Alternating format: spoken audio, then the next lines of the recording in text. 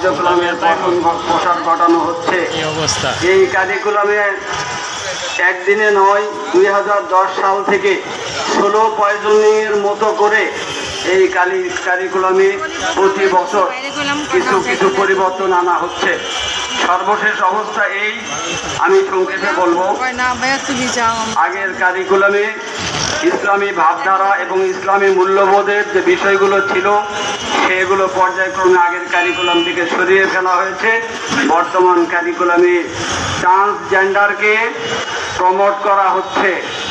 আপনারা তো জানেন ট্রান্সজেন্ডার কি, সমকামিতাকে প্রমোট করা হচ্ছে, যেটা একটি জাতি, সভ্য জাতি ধ্বংসের মূল কারণ। এরপরে বর্তমান যে কারিকুলাম, এই কারিকুলামে বিবর্তনবাদকে প্রমোট করা হচ্ছে। বিবর্তনবাদ ডারউইনের মতবাদ, সেখানে বলা হচ্ছে এই মানুষগুলো আসলে মানুষ থেকে আসেনি, শিবপাঞ্জি থেকে আসছে। আপনারা কি এই কথাগুলো বিশ্বাস করবেন? প্রিয় বন্ধুগণ, মানুষ কি আসলে শিবপাঞ্জি থেকে আসছে? না। তাহলে আমাদের কোমলমতি শিশুদেরকে যদি এই শিক্ষাগুলো দেওয়া হয় তাহলে ভবিষ্যৎ প্রজন্ম কি শিখবে, কি হবে?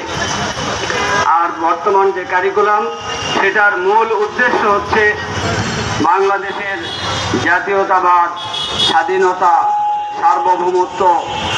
কিন্তু এটার পিছনে যে উদ্দেশ্য সেটা হচ্ছে এই দেশে মুজিববাদকে প্রতিষ্ঠা করা। এই কারিকুলামের মূল কথা হলো মুজিববাদকে প্রতিষ্ঠা করা।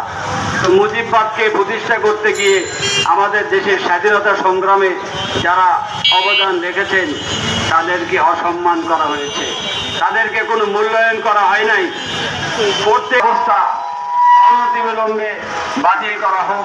বাতিল করে ইসলামিক স্কলারদের সমন্বয়ে এই দেশের মাটি, মানুষ, ভৌগোলিক অবস্থান এবং বৈদেশিক শ্রম বাজার এবং বিদেশের সাথে সঙ্গতি রেখে একটি উন্নত শিক্ষা ব্যবস্থা অতি দ্রুত কার্যকর করা হোক। আর শিক্ষাক্ষেত্রে সকল প্রকার বৈষম্য দূর করা হোক।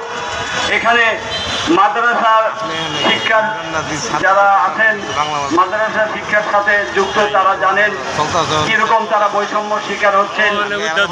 আমাদের দেশের সরকারি শিক্ষা ব্যবস্থার সাথে যারা জড়িত তাদের সুবিধা একরকম, বেসরকারি যারা তাদের আরেক রকম। এই শিক্ষা ক্ষেত্রে কোনো বৈষম্য এই শিক্ষক সমাজ আর চায় না, আর আমরা মানব না। আমরা যুগের পর যুগ বৈষম্যের শিকার হয়ে আসছি। আমরা চাই বৈষম্য মুক্ত শিক্ষা ব্যবস্থা আমাদের অন্তর্বর্তীকালীন সরকারি আমাদেরকে দিবেন, আমি এই আশাবাদ ব্যক্ত করি। আর শিক্ষাক্ষেত্রে সুস্থ সুন্দর পরিবেশ ফিরে আনতে হবে।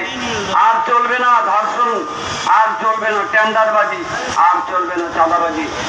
পরিশেষে আমি অন্তর্বর্তীকালীন সরকারের কাছে সবিনয় অনুরোধ রাখবো যে আপনারা যারা এত বছর ধরে এই দেশের মানুষকে খুন করেছে, গুম করেছে, স্বাধীন জীবনযাপন বাধাগ্রস্ত করেছে, ভয়ভীতি থেকে যে টেন্ডারবাজি করেছে, তাদেরকে চিহ্নিত করে আইনের আওতায় আনুন এবং তাদেরকে বিচারের মুখোমুখি করুন।